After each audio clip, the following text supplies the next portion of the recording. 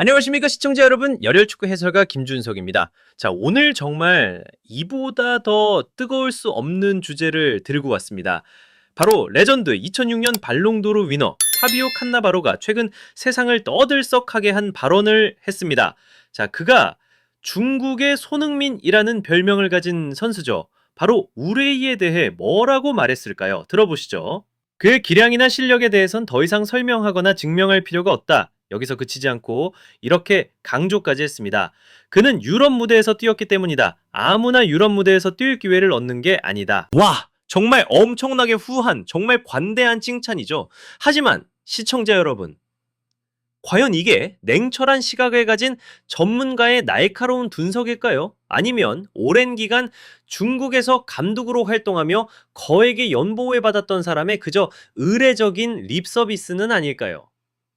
오늘 저 김준석이 여기 계신 현명한 시청자 여러분과 함께 이 레전드 칸나바로의 발언이 과연 진실인지 아니면 그저 외교적인 수사인지 그 속내를 낱낱이 팩트체크 해보겠습니다. 채널 고정해 주십시오. 자, 그렇다면 오늘 우리가 집중적으로 파헤쳐볼 핵심은 무엇일까요? 바로 칸나바로가 던진 두 가지 핵심적인 화두입니다. 첫째, 과연 유럽 무대에서 뛰었다는 것이 곧 실력과 클래스를 보장하는 보증수표가 될 수 있을까요? 유럽파라는 그 이름값만으로 모든 것이 정말 증명되는 걸까요? 그리고 둘째, 칸나바로가 언급한 그 아무나 얻을 수 없는 특별한 기회, 우웨이가 얻었다는 그 기회는 과연 순수한 실력만으로 쟁취한 것일까요? 아니면 우리가 미처 알지 못했던 다른 배경이 작용한 결과일까요? 오늘 저희는 이 화려한 칭찬이라는 포장지 뒤에 숨겨진 진실, 그 날것의 진실을 여러분과 함께 찾아 나서겠습니다.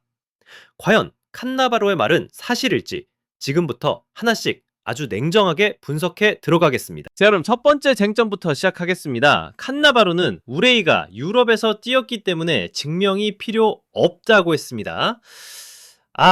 정말 치명적인 착각입니다. 여러분, 유럽 무대에서 뛰었다는 사실과 유럽 무대에서 성공했다는 결과는 완전히 다른 개념입니다. 하늘과 땅 차이죠. 입장권을 손에 쥐었다고 해서 시험에 합격한 것이 아니며 무대에 발을 디뎠다고 해서 그 무대의 주인공이 되는 것은 절대 아닙니다. 기회가 주어졌다는 것이 곧 그 기회를 잡아냈다는 의미는 아니란 말입니다. 증거요?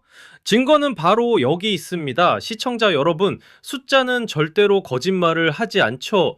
우레이가 스페인 에스파뇰에서 보낸 3년 반의 시간 총 126경기에 출전해 기록한 골은 믿으시겠습니까? 고작 16골입니다. 126경기에 16골. 이것만으로도 이미 실망스러운 기록입니다.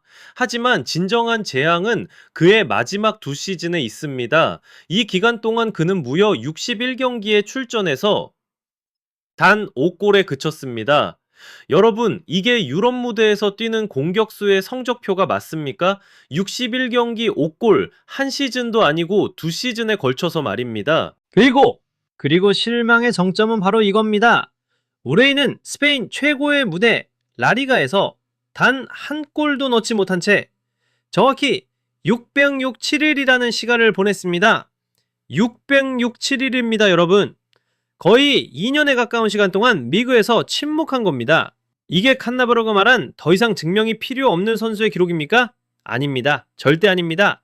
이것은 재능의 증명이 아니라 세계적인 수준에 도달하지 못했다는 처절한 실패의 증거이자 무력함의 증거일 뿐입니다. 유럽 무대는 그의 실력을 증명해 준 게 아니라 오히려 그의 한계를 시험하고 만천하에 드러낸 것입니다. 여기서 끝이 아닙니다. 자, 상식적으로 생각해 봅시다. 스스로를 증명할 필요가 없는 세계적인 선수가 주전 경쟁에서 밀려나 벤치를 달구는 신세가 될 수 있습니까? 팀의 주포가 아니라 공격진의 마지막 교체 옵션으로 전락할 수 있습니까? 아니죠. 그것이야말로 매 훈련 세션에서 그리고 매 경기에서 자신의 가치를 코칭 스태프에게 증명하지 못했다는 가장 확실하고 냉정한 결과물인 겁니다. 그의 출전 시간과 팀 내 입지가 바로 그의 진짜 실력을 보여주는 거울이었습니다.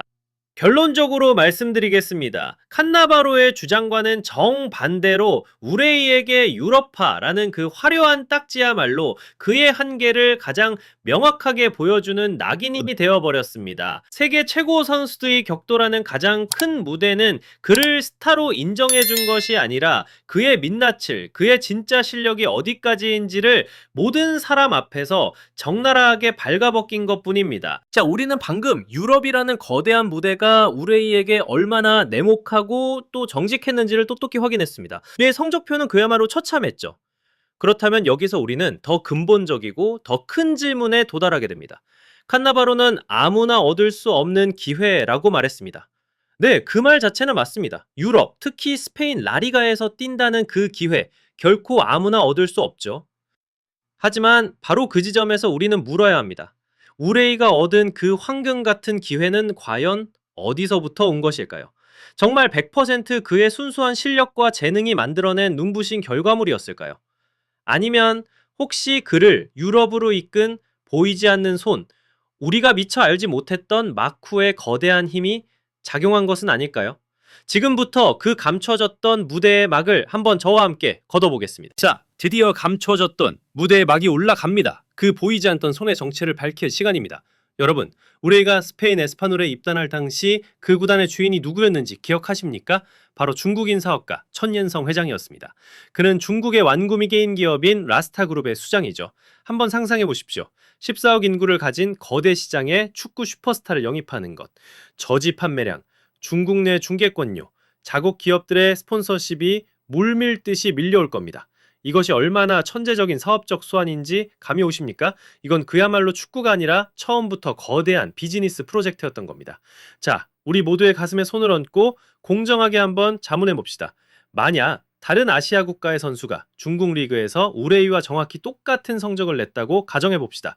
과연 그 선수도 스페인 라리가 팀으로부터 이렇게 황금 같은 기회를, 이런 레드카펫 대우를 받을 수 있었을까요? 아니라고 봅니다. 절대 아니죠. 하지만 우리 대한민국의 선수들은 어떻습니까? 우리의 자랑, 월드클래스 손흥민, 철기둥 김민재, 황금 왼발 이강인 선수를 보십시오. 그들에게는 자신들을 위해 레드카펫을 깔아줄 동양의 구단주가 필요 없었습니다. 그들은 오직 그 누구도 부정할 수 없는 압도적인 실력 하나만으로 유럽 최고의 B클럽들의 러브콜을 받았습니다. 바이에른 뮌헨, 파리 생제르맹, 토트넘 호스퍼, 이 이름들이 증명합니다. 그들은 스스로의 발로, 스스로의 땀과 노력으로 기회를 창조해낸 겁니다. 외부의 힘이 아니라 내면의 실력으로 유럽의 문을 부수고 들어간 겁니다. 이것이 바로 진짜 백의 월드클래스와 마케팅으로 포장된 스타의 근본적인 차이입니다. 우레이의 유럽 진출 이야기에는 명백하게 상업적 요인이라는 아주 크고 굵은 각주가 달려 있습니다.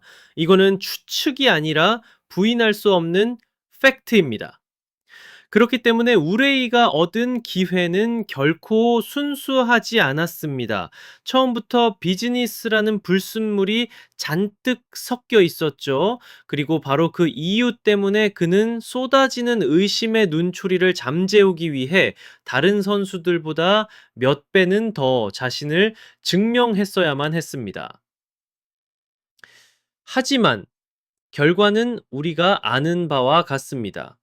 증명하기는커녕 자신의 한계만 드러낸 채 그는 처참하게 실패했습니다. 자, 이제 모든 조각이 맞춰졌습니다. 결론을 내릴 시간입니다. 그 파비오 카나바로의 칭찬이 그 의도가 아무리 좋았다 한들 우리가 확인한 이 냉혹한 숫자와 명백한 사실 앞에서는 힘없이 무너져 내립니다. 다시 한번 정리해드리죠. 우레이의 유럽 진출은 그의 클래스를 증명한 것이 아니라 정반대로 그의 명확한 한계를 전 세계에 광고한 셈이 됐습니다. 또한 그가 얻은 기회 역시 순수한 실력의 산물이 아니었음이 명백해졌습니다. 그리고 앞으로 누군가 우레이를 중국의 손흥민이라고 부르는 것을 듣게 된다면 부디 이 한 가지만은 똑똑히 기억하십시오.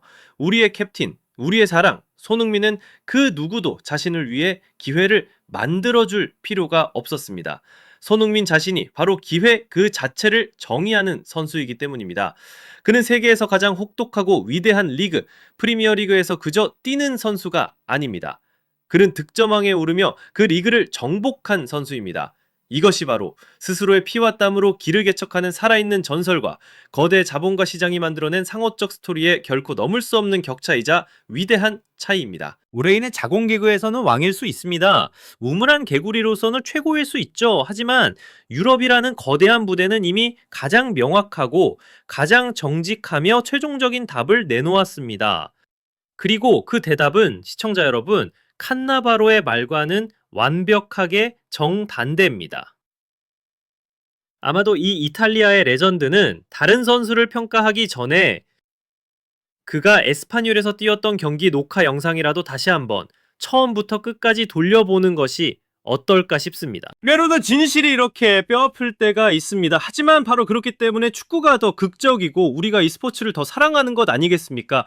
이렇게 냉정한 팩트에 기반한 분석이야말로 우리가 사랑하는 축구에 대한 진정한 존중을 보여주는 방식이라고 저는 굳게 믿습니다. 오늘 저와 함께 이 뜨거운 이야기를 끝까지 팩트 체크해주신 시청자 여러분께 진심으로 감사드립니다. 자, 그럼 마지막으로 여러분은 칸나바로의 이 발언에 대해 어떻게 생각하십니까? 혹시 제가 놓친 디테일이 있다면 알려주십시오. 아래 댓글로 여러분의 날카로운 의견을 자유롭게 남겨주세요. 그리고 잊지 마세요. 오늘처럼 솔직하고 거침없는 분석이 마음에 드셨다면 좋아요를, 더 많은 분들이 이 팩트를 알 수 있도록 공유를, 그리고 앞으로도 저 김준석의 프로페셔널한 팩트 폭격을 놓치지 않으시려면 구독과 알림 설정은 필수입니다. 감사합니다. 다음 영상에서 더욱 날카로운 분석으로 다시 뵙겠습니다.